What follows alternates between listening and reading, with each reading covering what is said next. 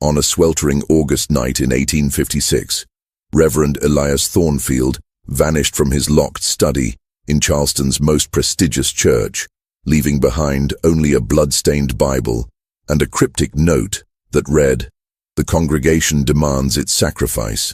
The covenant must be honored."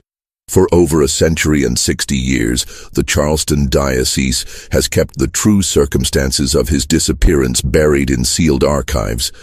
But recently discovered letters reveal a conspiracy so disturbing that it shook the very foundations of Southern society.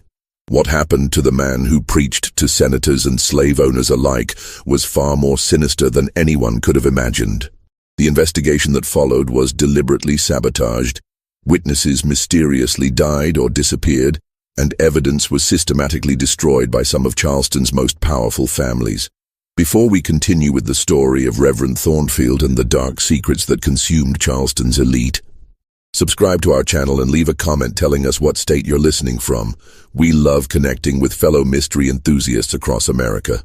The stories we uncover often hit closer to home than you might expect. The truth about that humid August evening would expose a web of corruption, forbidden desires, and deadly ambition that reached into the highest echelons of Charleston society, involving federal senators, Supreme Court justices, and banking dynasties whose names still grace Charleston's most prestigious streets today. Charleston in 1856 stood as the crown jewel of the antebellum South. Its cobblestone streets lined with grand mansions that housed some of the wealthiest families in America. The city's economy thrived on rice, cotton, and the brutal machinery of slavery, creating a society where appearances mattered more than souls, and reputation could determine life or death. The smell of jasmine and magnolia blossoms couldn't quite mask the underlying stench of human misery that permeated the slave markets, while the sound of church bells competed with the cries of auctioneers selling human flesh. St. Bartholomew's Episcopal Church rose majestically on Meeting Street, its Gothic spires piercing the humid sky like accusatory fingers pointing toward heaven. The church had been built in 1848 with funds donated by Charleston's most powerful families, the Ravenels, who controlled the largest rice plantations in the Low Country, the Pinckneys, whose legal dynasty had shaped South Carolina's constitution, the Retts, whose political influence extended all the way to Washington. These were men who controlled not just vast plantations worked by thousands of enslaved souls, but the very pulse of Southern politics and commerce. Within these hallowed walls, deals were struck that would determine the fate of entire congressional districts. Marriages were arranged that would consolidate family fortunes worth millions, and secrets were buried deeper than any grave in the church's ancient cemetery. The pews were assigned according to strict social hierarchy. The front rows reserved for families whose ancestors had signed the Declaration of Independence, the middle sections for successful merchants and professionals, and the back areas for the city's working class and those whose social standing remained questionable.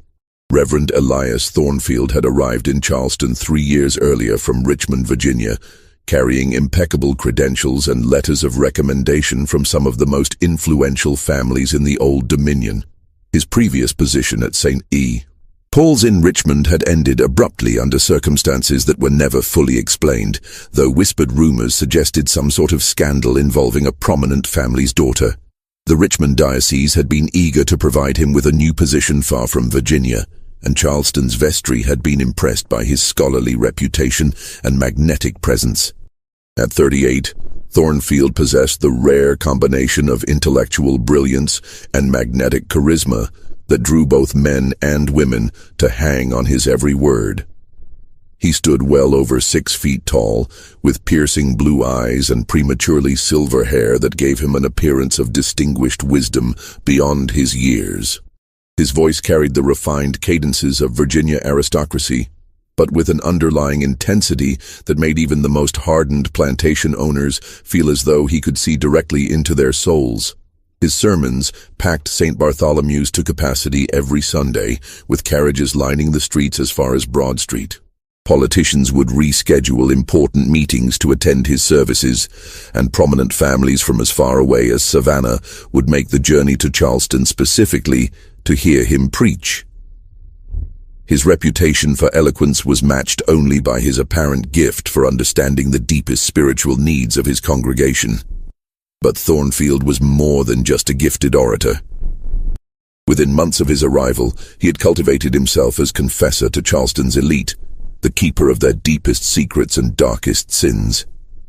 In the privacy of his study, behind locked doors and drawn curtains, the city's most powerful men unburdened themselves of guilt that would have destroyed their carefully constructed lives if revealed to the public. Dr. Edmund Rutledge, descendant of one of South Carolina's founding families and one of the most respected physicians in the South, had become one of Thornfield's most frequent visitors. Rutledge owned not only a thriving medical practice, but also controlled several of the city's most profitable businesses, including a discreet establishment on Magnolia Street that catered to the particular needs of wealthy gentlemen.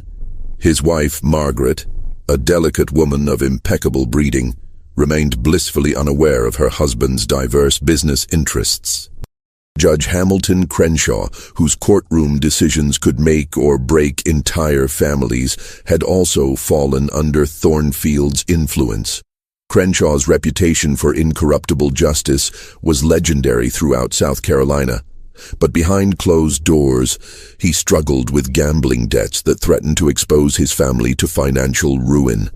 The judge's weekly visits to Thornfield's study had become as regular as Sunday service itself. Senator Robert Barnwell, one of the most powerful men in Washington and a fierce advocate for Southern interests, had been spotted entering the church at odd hours, always alone and always with the furtive manner of a man carrying dangerous secrets. Barnwell's political future depended on maintaining his image as a moral paragon, but whispers in Charleston's drawing rooms suggested that his rise to power had involved compromises that would shock even his most cynical supporters.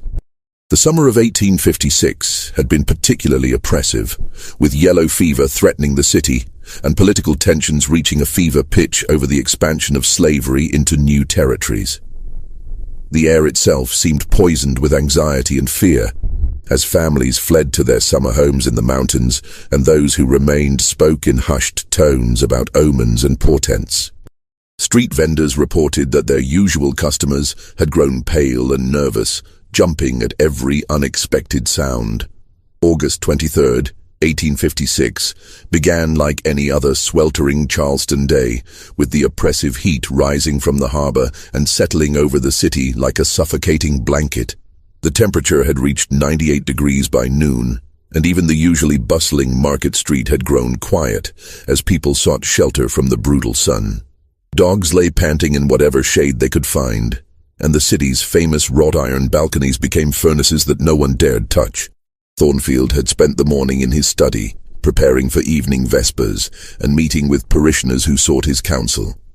Sarah Beaumont, the church secretary who had served St. Bartholomew's for 15 years, noticed he seemed unusually distracted, repeatedly checking the ornate gold pocket watch that had been given to him by a mysterious benefactor the previous Christmas. The watch bore an inscription in Latin that Sarah had never been able to decipher, though she had noticed that Thornfield often fingered it during moments of deep contemplation. Throughout the day, a steady stream of Charleston's elite had visited the church, each requesting private audiences with Thornfield. Sarah had observed that these meetings were different from his usual pastoral counseling sessions. The visitors arrived looking anxious and departed looking even more troubled. Cornelius Fitzhugh, the tobacco merchant whose business dealings extended from Charleston to Liverpool, had emerged from one such meeting with his face flushed and his hands trembling so badly he could barely light his customary cigar. As the sun began its descent toward the Ashley River, casting long shadows across the churchyard filled with the graves of Charleston's founding families, Thornfield dismissed Sarah earlier than usual. "I have important matters to attend to this evening," he told her, his voice carrying an unfamiliar tremor that sent chills down her spine, despite the oppressive heat. "Please ensure I'm not disturbed under any circumstances. Lock the main doors behind you and tell anyone who inquires that the church is closed for private contemplation. Sarah had worked for the church long enough to recognize when something was seriously amiss. Thornfield's usual calm demeanor had been replaced by barely controlled agitation, and she noticed that his hands shook slightly as he arranged papers on his desk. Most unnervingly, he had spent several minutes staring at a daguerreotype photograph that he kept locked in his desk drawer. Her image she had glimpsed once, showing 13 men in formal dress, standing around what appeared to be an altar of some kind. At 7:30, as the church bells chimed across the city, calling the faithful to evening prayers at other parishes, 3 men arrived at St. Bartholomew's. Sarah, who had lingered in the vestry to finish filing correspondence, recognized them immediately through the Gothic windows: Dr. Rutledge, Judge Crenshaw, and tobacco merchant Cornelius Fitzhugh. All 3 were prominent vestry members, pillars of Charleston society, whose families had helped build the very church they now entered with such obvious reluctance. But tonight, their faces bore expressions she had never seen before. A mixture of determination and barely concealed fear that transformed their usually confident bearing into something almost furtive. Dr. Rutledge kept glancing over his shoulder, as though expecting to be followed, while Judge Crenshaw clutched a leather satchel so tightly his knuckles had turned white. Fitzhugh appeared to be muttering prayers under his breath, his lips moving in silent supplication. They disappeared into Thornfield's study without acknowledging Sarah's presence, and she heard the heavy oak door close with a finality that seemed to echo through the empty church like a death knell. For the next hour and a half, Sarah could hear the low murmur of intense conversation, punctuated by occasional raised voices that carried an urgency she had never heard in normal church business discussions. At one point, around 8:40, she distinctly heard Dr. Rutledge shout, "You cannot ask this of us, Elias, not after everything we've built. Not after all we've sacrificed to reach this point."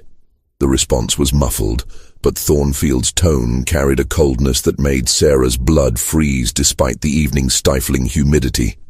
She caught fragments of his reply: "Covenant demands completion. Antin price was agreed upon. And most chillingly, your souls are already forfeit." Judge Crenshaw's voice rose next, cracking with what sounded like desperation. "There must be another way. Surely the Lord would not demand such a sacrifice from his faithful servants." Thornfield's laughter in response was unlike anything Sarah had ever heard from the man, a sound devoid of warmth or humanity that seemed to echo from some deep, dark place within his soul. The conversation grew more heated as the evening progressed, with Fitzhugh's distinctive voice joining the argument. "The yellow fever has already taken dozens. Can't we claim it was the pestilence?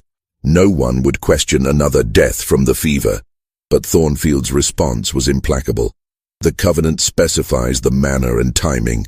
There can be no substitutions, no delays, no mercy for the weak of heart."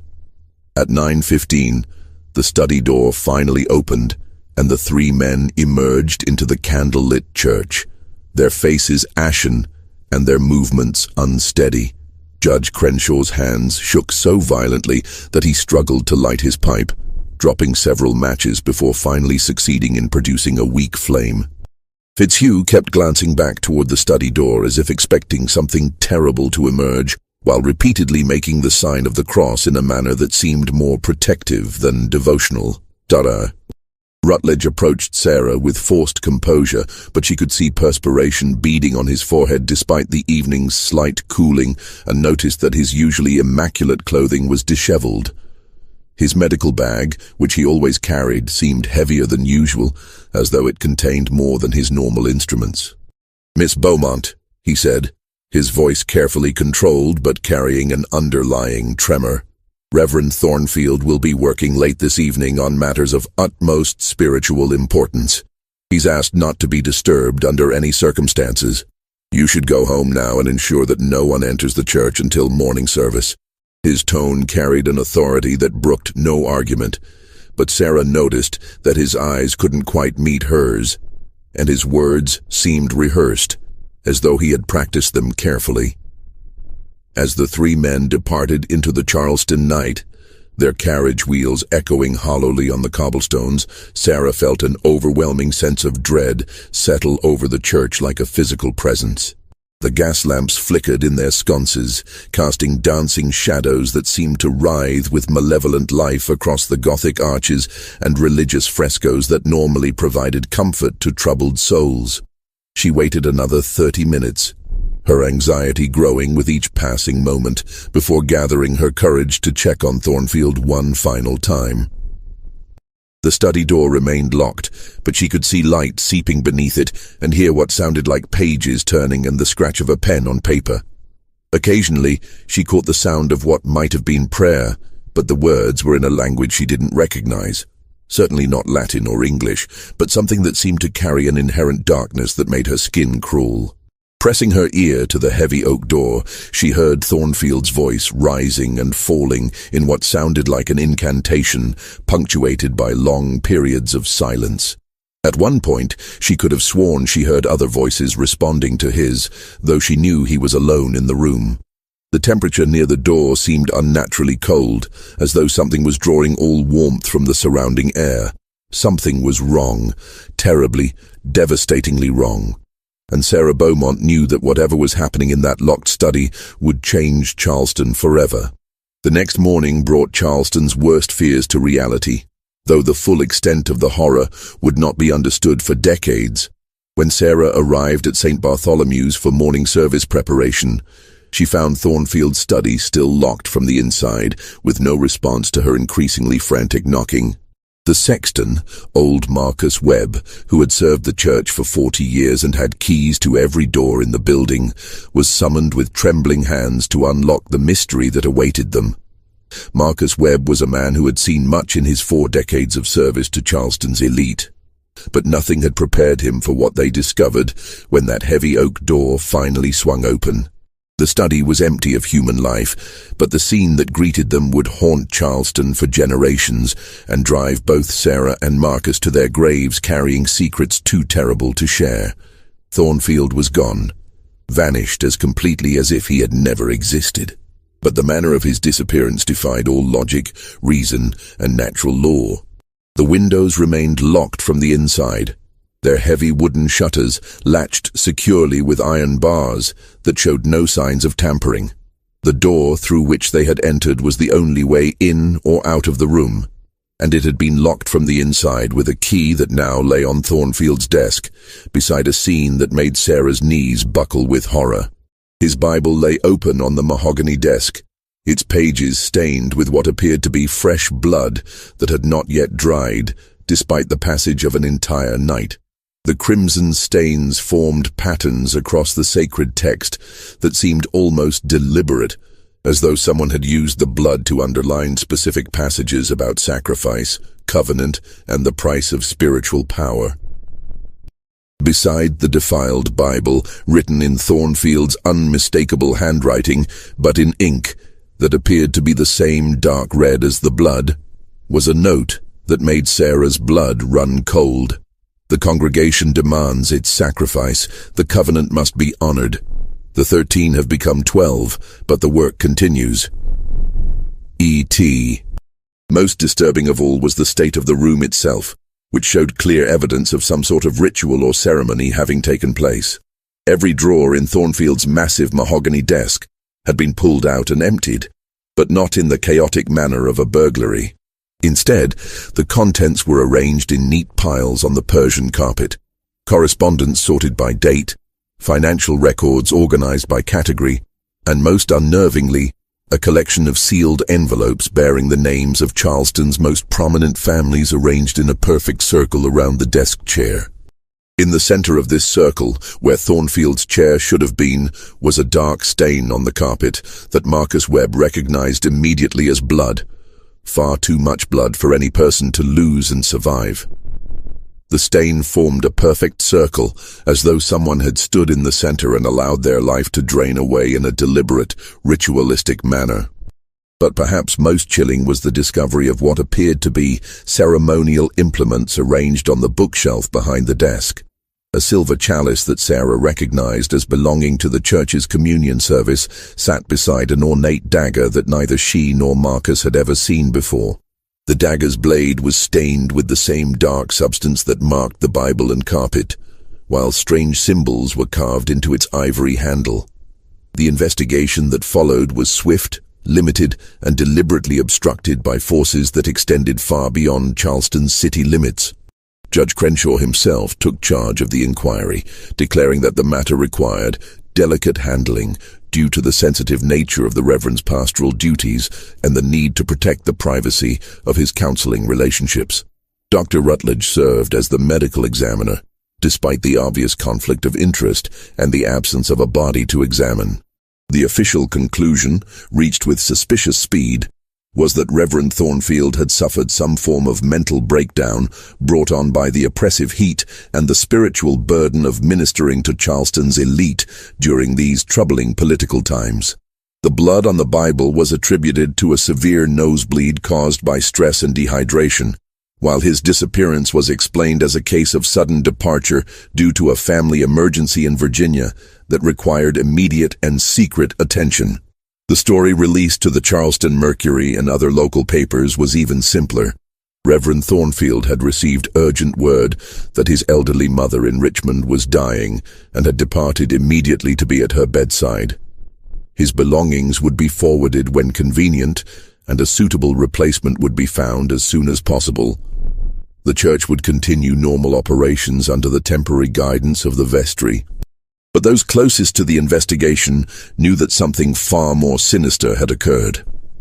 Marcus Webb, who had seen the inside of that study, confided to his wife in whispered conversations that he had never seen men more frightened than the vestry members in the days following Thornfield's disappearance. Dr. Rutledge aged what appeared to be a decade in a single week, his thick black hair turning completely gray almost overnight. Judge Crenshaw began drinking heavily, often seen stumbling from taverns along East Bay Street in the early morning hours, muttering about prices paid and covenants honored. Sarah Beaumont, despite her 15 years of faithful service to the church, was encouraged to take an extended leave of absence to recover from the shock of discovering the scene.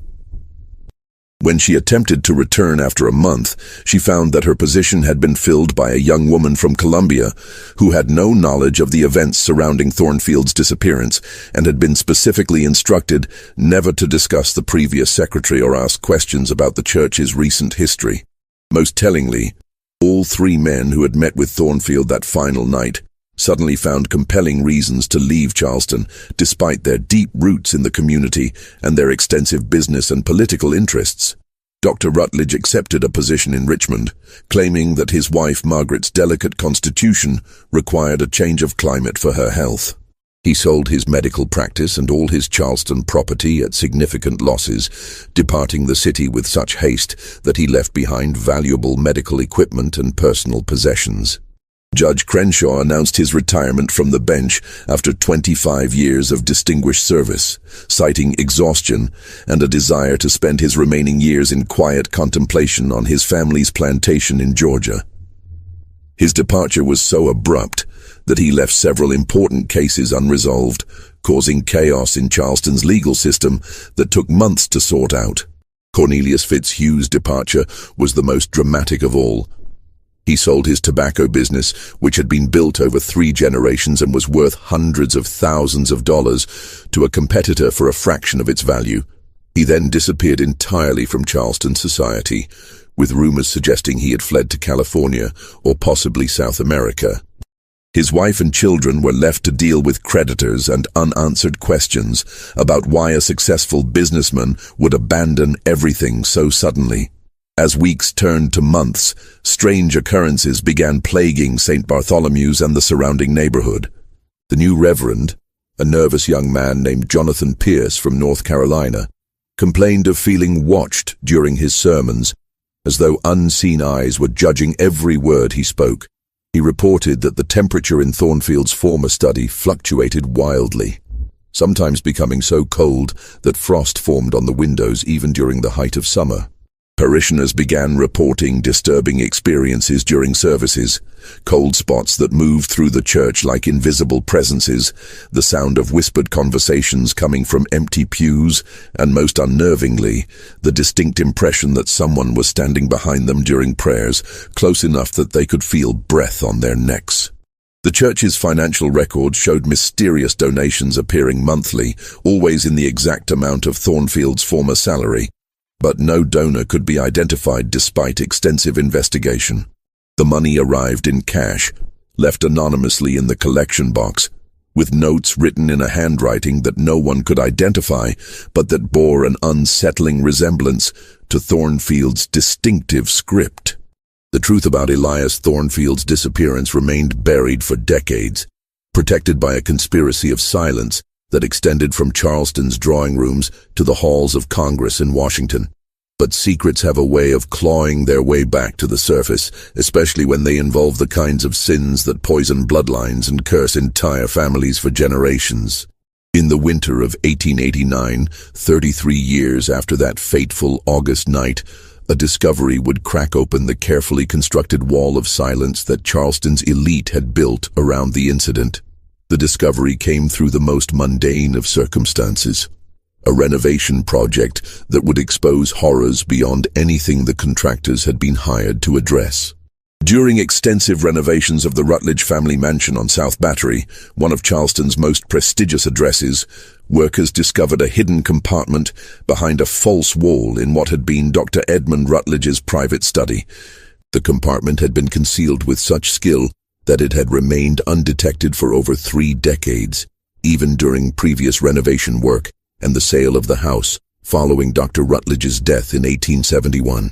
Inside the hidden space, wrapped in multiple layers of oilcloth and preserved with the kind of care usually reserved for sacred relics, was a collection of documents that would have destroyed half of Charleston's leading families in 1856, and might still pose a threat to their descendants decades later.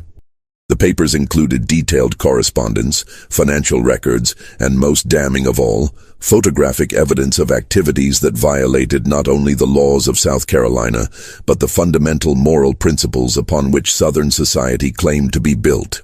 The documents revealed that Elias Thornfield had been far more than just an ambitious clergyman seeking to expand his influence among Charleston's elite.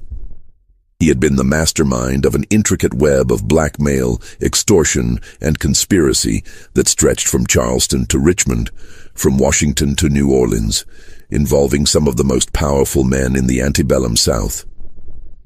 Among the most damning pieces of evidence was a series of letters dated throughout 1855 and 1856, addressed to various Charleston luminaries and written in Thornfield's precise, educated handwriting. These were not the pastoral letters one might expect from a minister to his congregation, but rather the cold, calculated communications of a master blackmailer who had spent years gathering information that could destroy lives, families, and political careers with surgical precision. One letter, dated August 15, 1856, just 8 days before Thornfield's disappearance, was addressed to Dr. Rutledge and revealed the true nature of their relationship. My dear Edmund, your continued resistance to our arrangement is both disappointing and dangerous to all concerned. The photographic evidence I possess of your activities at the Magnolia Street establishment would not only ruin your medical reputation, but would likely cause your dear wife Margaret's delicate constitution to suffer a collapse from which she might never recover. More importantly, the documentation of your involvement in the illegal importation of opium from Charleston's Chinese Quarter would result in federal charges that would see you imprisoned for the remainder of your natural life. Senator Barnwell has already agreed to our terms regarding the federal land appropriations in the territories. Judge Crenshaw understands perfectly the consequences of refusing to ensure favorable verdicts in the Morrison slave uprising trials. I trust you will reconsider your position regarding the yellow fever medication supplies and the special arrangements we discussed. The Lord's work requires sacrifice from all his servants, and the covenant demands completion. Your eternal soul, along with those of your fellow participants, hangs in the balance. E.T. The letter revealed not only the scope of Thornfield's blackmail operation, but also hinted at something far more sinister, some sort of spiritual or occult covenant that bound his victims to him in ways that went beyond simple extortion. The reference to eternal souls and completion suggested that Thornfield believed he was engaged in something more significant than mere earthly corruption. Another document in the collection was even more revealing.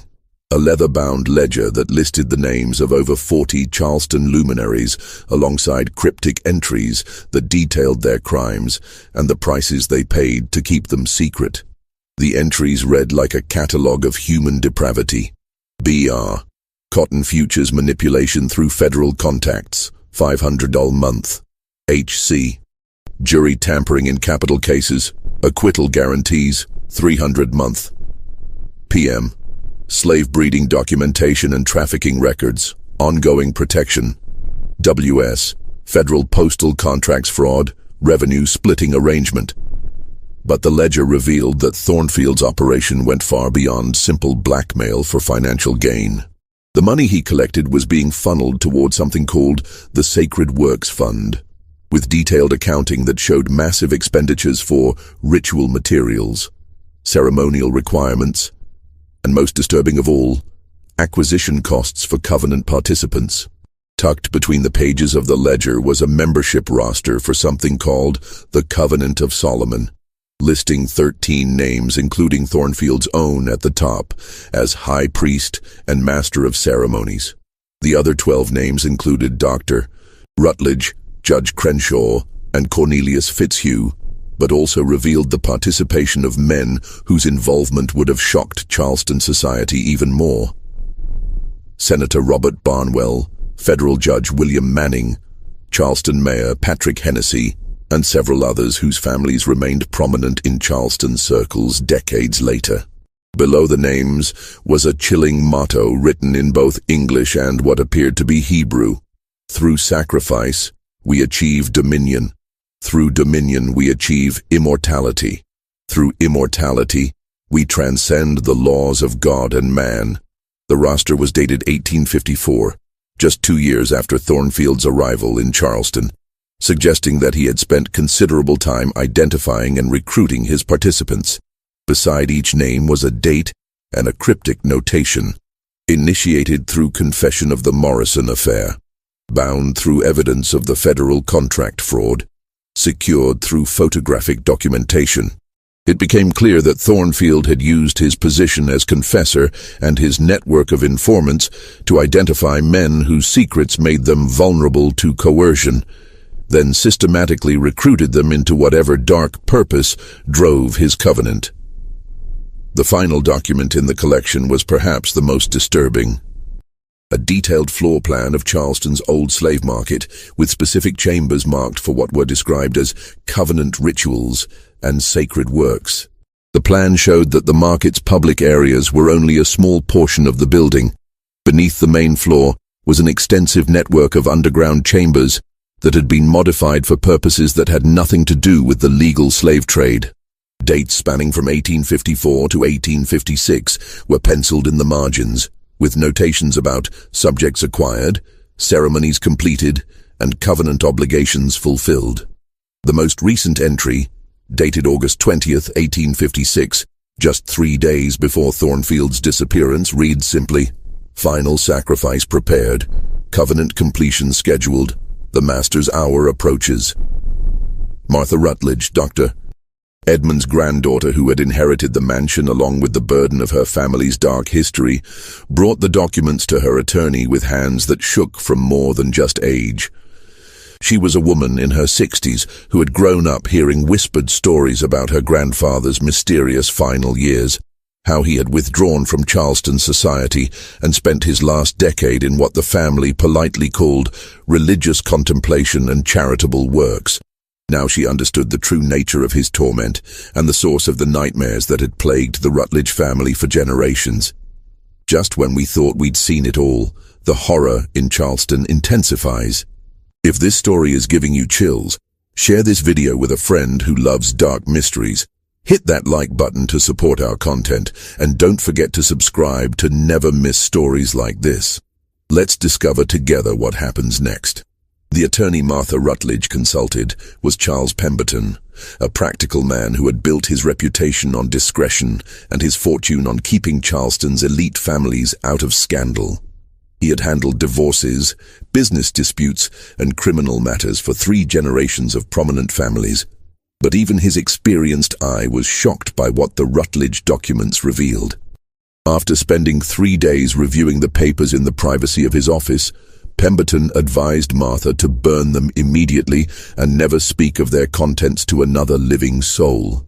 Some secrets, he told her, his voice grave with the weight of years spent protecting the powerful, are too dangerous to resurrect. Your grandfather and his associates are all long dead. Their victims are beyond justice, and their crimes are beyond redemption. Let their sins die with them, or risk destroying innocent descendants who bear no responsibility for the choices of their ancestors. But Martha Rutledge possessed a moral courage that her grandfather had fatally lacked. Despite Pemberton's warnings and her own family's desperate pleas to let the past remain buried, she insisted that the documents be preserved and eventually made available to historians. She had them transferred to the Charleston Historical Society with the stipulation that they remain sealed for 50 years, believing that the truth, however terrible, would eventually demand its due. What Martha didn't know was that the documents hidden in her grandfather's mansion were not the only evidence of Thornfield's dark activities.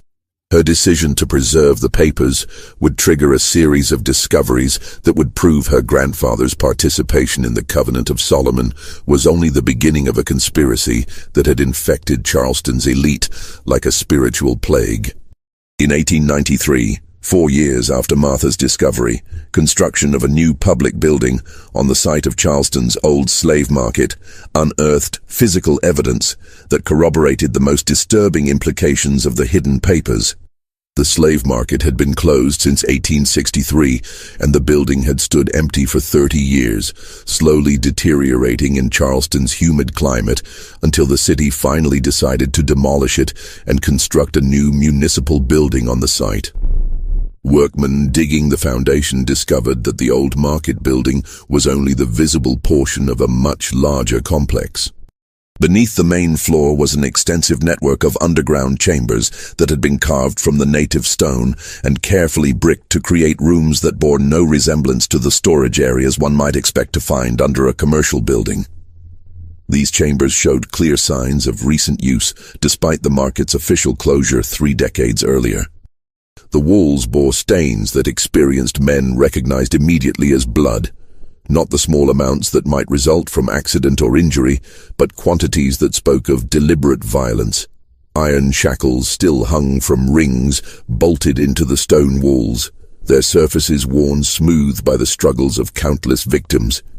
But it was the discovery of personal effects in the deepest chamber that sent chills through the investigation team and confirmed the worst fears raised by the Rutledge documents. Among the items recovered were a gold pocket watch engraved with the initials E.T. and the Latin inscription Tempus Mortis, time of death. The watch was immediately identified by elderly parishioners as the timepiece Reverend Thornfield had consulted obsessively during his final days in Charleston. Also found was a silver communion cup bearing the seal of St. Bartholomew's Church, its surface stained with substances that the city's medical examiner preferred not to identify in his official report. Most disturbing of all was a collection of daguerreotype photographs showing 13 men in ceremonial robes standing around what appeared to be an altar constructed from human bones. The city's response to these discoveries was swift, decisive, and clearly coordinated at the highest levels of government. Mayor Thomas Bennett, whose own family name appeared in the Rutledge documents, personally ordered that the chambers be filled with concrete before any detailed investigation could be conducted. The construction proceeded on an accelerated schedule, and within 6 months, the new Charleston municipal building stood atop whatever secrets lay buried beneath. However, the construction workers had not been sworn to secrecy, and rumors began circulating through Charleston's working-class neighborhoods with the speed and virulence of yellow fever. The stories grew more detailed and disturbing with each telling, as men who had worked in those underground chambers shared what they had seen with wives who whispered to neighbors who confided in friends until all of Charleston hummed with barely suppressed horror.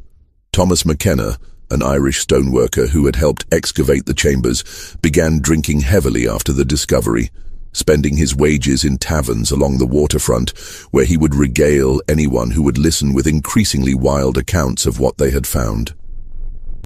McKenna had worked construction in Boston and New York before coming to Charleston, and he claimed he had never seen anything that compared to the deliberate evil that had been practiced in those underground rooms.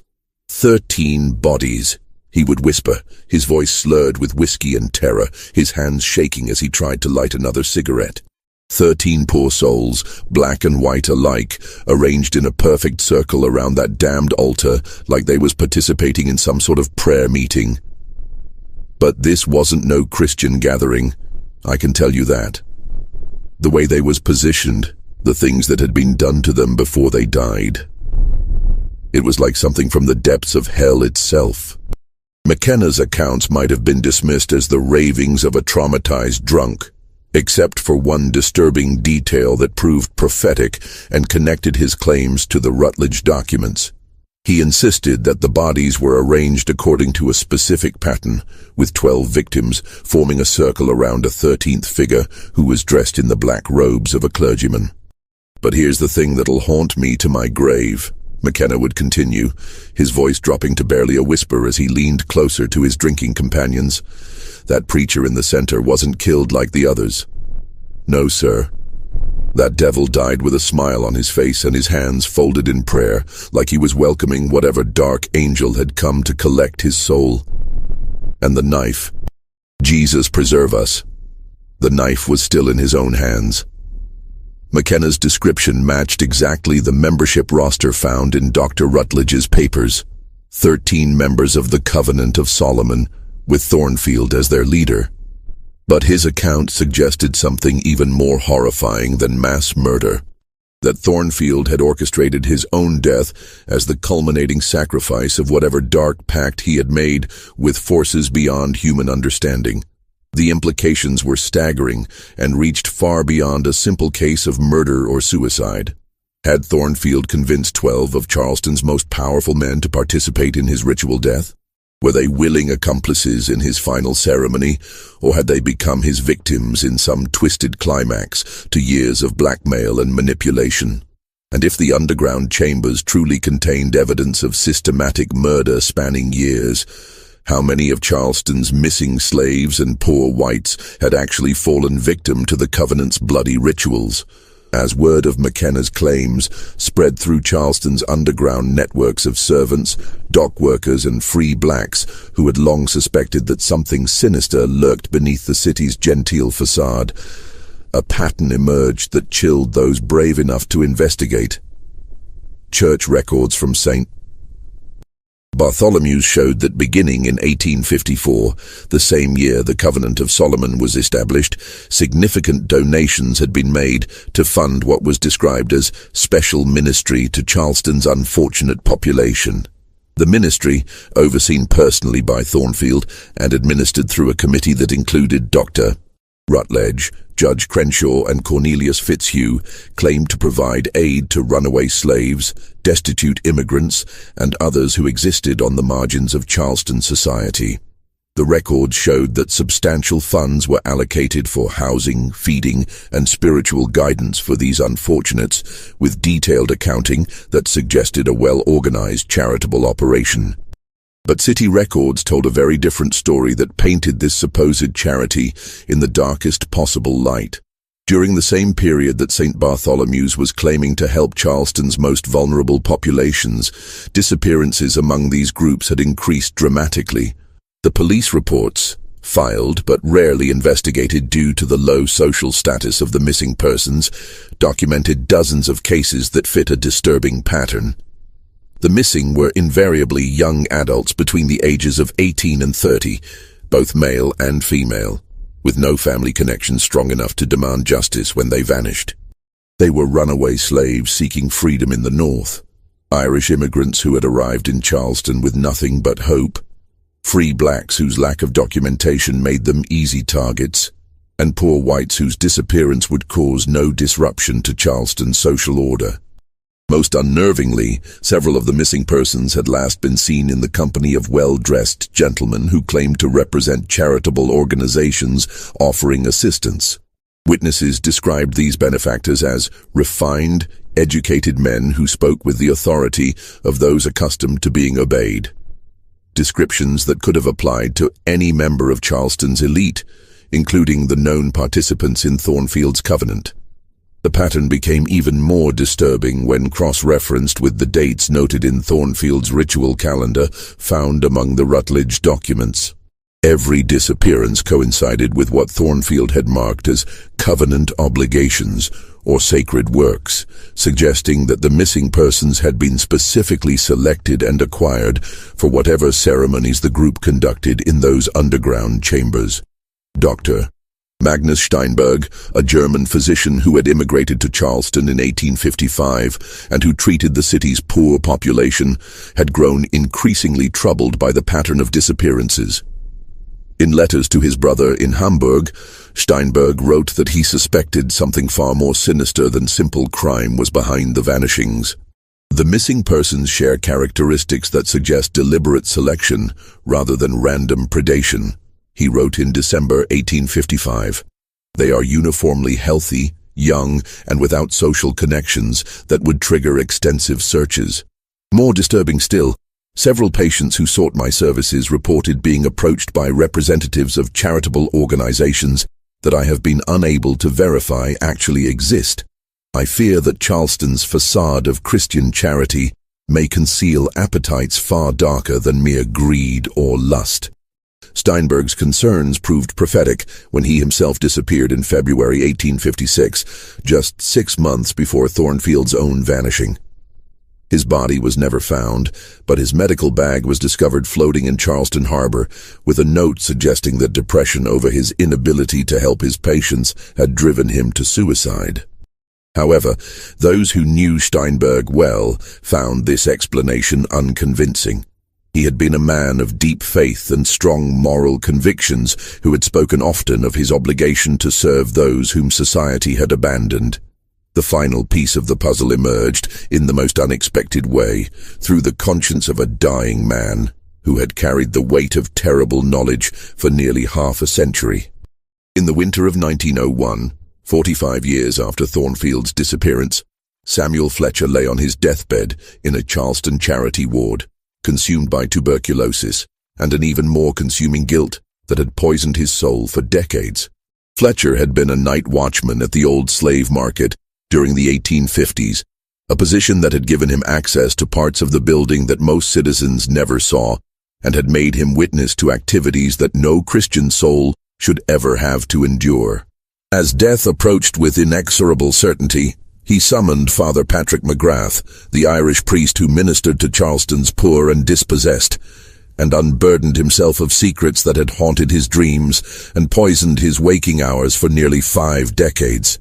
"Father," Fletcher wheezed, his voice barely audible above the rattle in his chest and the moans of other dying men in the charity ward. "I've got to tell someone before I meet my maker. I've been carrying the devil's own secrets, and it's time for the truth to see the light of day, even if it damns me in the telling."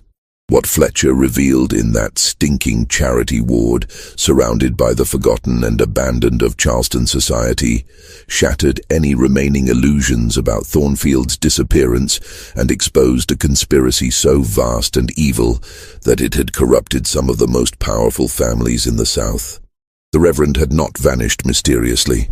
He had died by his own hand in a ritual specifically designed to cement his followers' loyalty through shared guilt and to bind their souls to his through the ultimate act of spiritual corruption.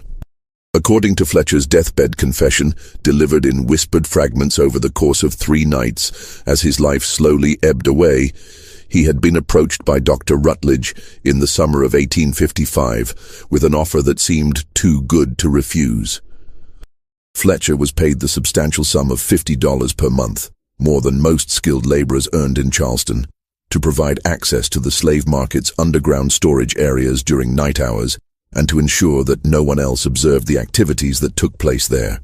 Initially, Fletcher believed the space was being used for illegal slave trading, a practice that, while morally reprehensible, was common enough throughout the South that he could rationalize his cooperation for the generous payment he received.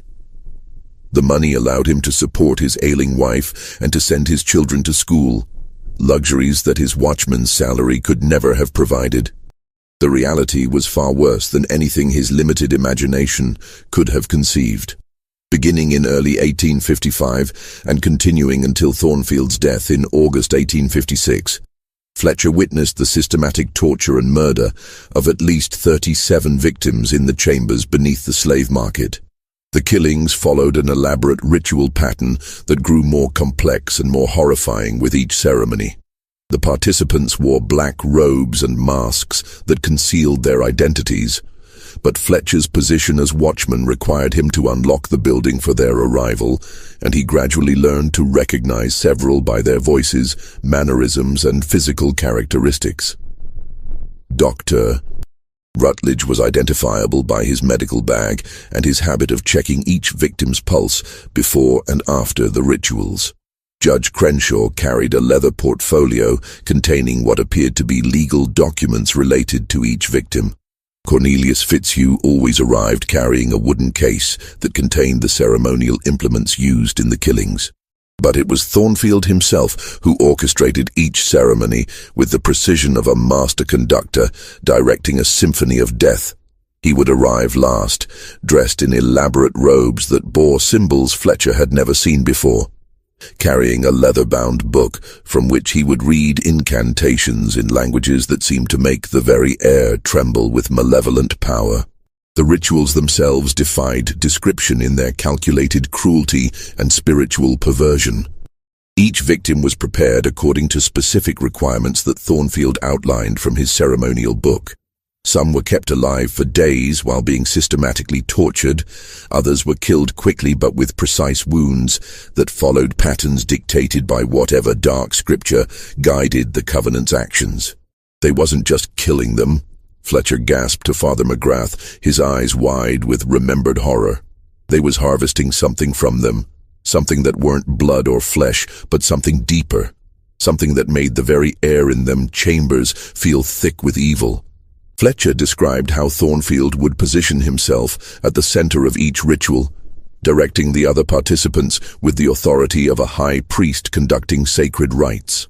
As each victim died, Thornfield would collect their blood in silver chalices and force the other Covenant members to drink, binding them further to whatever dark purpose drove their activities.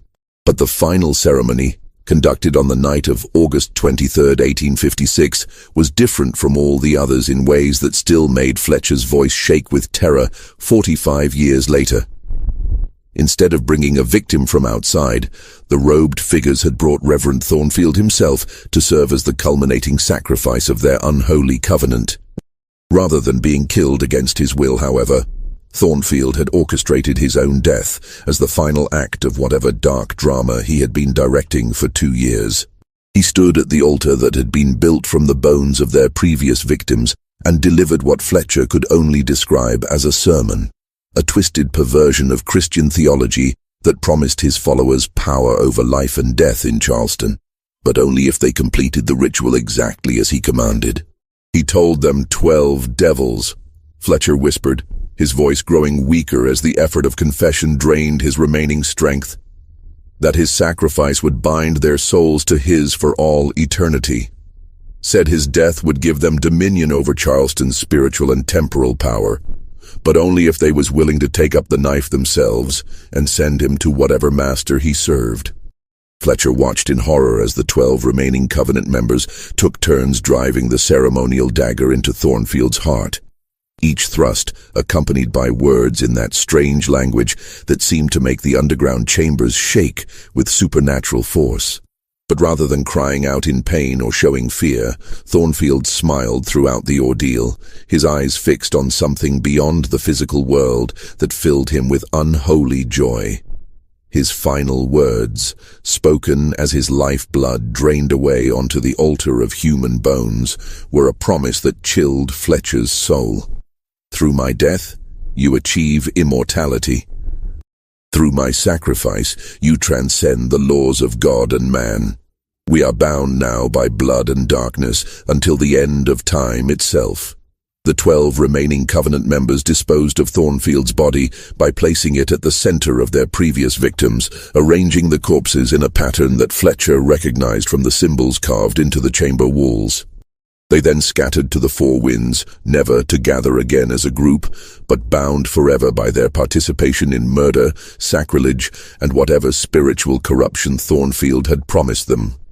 Fletcher's journal, which he had hidden in the walls of his tenement apartment and which Father McGrath recovered after the old man's death, contained detailed accounts of each ceremony he had witnessed. The entries, written in a shaky hand that reflected his limited education but absolute terror, included names of victims, descriptions of ritual implements, and most damning of all, the real names of all 13 Covenant participants. Father McGrath faced an agonizing decision as he sat in his small rectory. Fletcher's journal spread before him like evidence of humanity's capacity for ultimate evil. He could expose the truth and destroy the reputations of families whose descendants still wielded enormous power in Charleston and throughout the South. Or he could preserve the peace by allowing the dead to keep their secrets buried with their bones. The implications of Fletcher's revelations extended far beyond Charleston's city limits. Senator Barnwell's descendants had built a political dynasty that included governors, congressmen, and federal judges. The Rutledge medical fortune had grown into one of the largest pharmaceutical companies in the South. Judge Crenshaw's legal legacy had influenced South Carolina's constitution and legal precedents that still governed the state's courts. After 3 sleepless nights of prayer and contemplation, Father McGrath chose a path that honored both justice and mercy while protecting innocent descendants from the sins of their ancestors. He turned Fletcher's journal over to the Catholic Church's archives in Baltimore with instructions that it be sealed for 50 years. But he also quietly began his own investigation, using church connections throughout the South to trace the fates of the Covenant survivors and their descendants. What he discovered over the following decade confirmed Fletcher's most disturbing claims and revealed that Thornfield's final promise had been fulfilled in ways that transcended rational explanation. The families of the 12 Covenant members had indeed prospered beyond any reasonable expectation following Thornfield's death, but their success had come at a price that proved more terrible than any material gain could justify. The Rutledge family had parlayed Dr. Edmund's medical practice into vast real estate holdings, pharmaceutical investments, and financial interests that made them one of the wealthiest families in South Carolina. But prosperity had been accompanied by a hereditary curse of guilt and madness that manifested in every generation. Suicide rates among Rutledge descendants were nearly 10 times the national average, with family members killing themselves at ages that corresponded exactly to significant dates in the Covenant's ritual calendar. Judge Crenshaw's sons had built a legal dynasty that dominated South Carolina politics for 3 generations, producing governors, senators, and Supreme Court justices whose influence shaped Southern law for decades. But the family line was plagued by alcoholism, mental illness, and a pattern of early deaths that doctors could never adequately explain. Family records, which Father McGrath accessed through legal contacts, showed that Crenshaw descendants frequently died on August 23rd, the anniversary of Thornfield's sacrifice. The Fitzhugh tobacco fortune had grown into one of the largest mercantile empires in the South, with business interests extending from Charleston to Liverpool to Hong Kong. But the family's success was overshadowed by a pattern of mysterious disappearances that affected every generation. Fitzhugh descendants would simply vanish without explanation, usually around their 30th birthday. leaving behind successful businesses and loving families with no indication of why they had abandoned everything. Most disturbing of all were the private papers and diaries of Covenant descendants, which Father McGrath accessed through his ministerial connections with families throughout the South. These documents revealed a pattern of inherited guilt and terror that seemed to pass from parent to child like a genetic disease, affecting even those who had never been told the truth about their ancestors' crimes. Dr. Edmund Rutledge III, the grandson of the original Covenant member, had spent his adult life researching his family's history in a desperate attempt to understand why his bloodline seemed cursed with madness and early death. His private journal, discovered after his suicide in 1903, revealed the depth of spiritual torment that had consumed him. The sins of the fathers are visited upon the children unto the third and fourth generation, but I begin to understand that our curse extends far beyond biblical punishment. We are bound by blood to a covenant we never made, enslaved by a sacrifice we never witnessed, damned by choices we never had the opportunity to refuse. The dreams that plague my sleep are not mere nightmares, but memories inherited from grandfather's guilt. I see the chambers, smell the blood, hear the screams of innocents whose deaths purchased our family's prosperity. May God forgive what we cannot change and grant peace to souls we cannot save. Similar entries appeared in the personal writings of descendants from all 12 Covenant families, suggesting that Thornfield's ritual had created some form of spiritual inheritance that bound future generations to the guilt of their ancestors' crimes. Children who had never been told about the Covenant still suffered from nightmares about underground chambers and bloody altars. They experienced inexplicable terror on August 23rd each year, often becoming violently ill or suffering psychological breaks that required medical intervention. Even more disturbing were reports from family physicians who had treated multiple generations of Covenant descendants. Dr. James Morrison, who had served as the Rutledge family physician for 40 years, noted in his confidential medical records that every member of the family displayed identical symptoms of what he termed hereditary spiritual trauma. They suffered from night terrors that began in early childhood, experienced auditory and visual hallucinations involving religious imagery, and showed an abnormal fear of churches and religious ceremonies. It is as though the family bloodline carries within it some form of spiritual poison that manifests in each generation, Dr. Morrison wrote in his private notes. The symptoms are too consistent and too specific to be explained by normal medical science. I have begun to suspect that certain sins create wounds in the human soul that can be passed from parent to child like any other inherited trait. By 1910, several of the original Covenant family lines had died out entirely, their last descendants either committing suicide, disappearing mysteriously, or dying young from illnesses that physicians could not diagnose or treat. Those families that survived did so only by leaving Charleston permanently and changing their names, attempting to break whatever spiritual chains bound them to Thornfield's legacy. The truth about Reverend Elias Thornfield's disappearance died with the last of the Covenant's direct descendants in the 1920s, but the evidence of their crimes remains sealed in archives across the country, waiting for future generations to uncover. The chambers beneath Charleston's municipal building were never fully excavated, their secrets buried beneath tons of concrete and the weight of deliberate forgetting. But the spiritual corruption that Thornfield unleashed on Charleston did not die with his Covenant.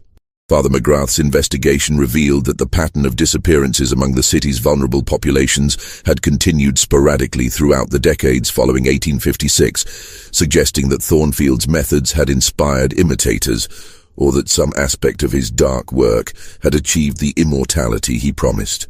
Modern Charleston tourists who visit the municipal building often report strange experiences, cold spots that seem to move through the structure like invisible presences, the sound of voices speaking in unknown languages rising from beneath the floors, and most disturbing of all, the overwhelming sense that something malevolent watches them from the shadows, hungry for the kind of spiritual corruption that once fed on the souls of the innocent. The building's security guards, who work the night shift alone in the structure, have reported hearing what sounds like ceremonial chanting emanating from the basement levels. Several guards have quit after experiencing what they describe as waking nightmares while on duty. Visions of robed figures conducting rituals in underground chambers, the screams of victims echoing through empty halls, and the overwhelming presence of an evil so pure and focused that it seems to drain the very life from the air around it. Sometimes, on humid August nights, when the air hangs heavy over Charleston's historic district like a funeral shroud, residents report strange sounds emanating from beneath the municipal building.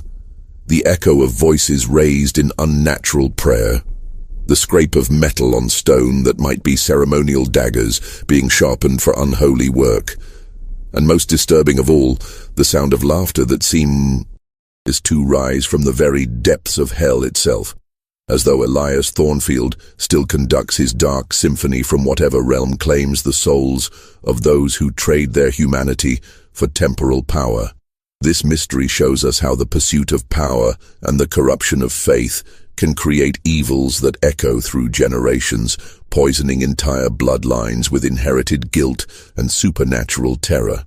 The true horror of Thornfield's covenant was not just the murders they committed or the innocent lives they destroyed, but the spiritual darkness they unleashed on their descendants, binding future generations to sins they had never committed, and creating a legacy of madness and death that proved more enduring than any material wealth they accumulated through their crimes. What do you think of this story?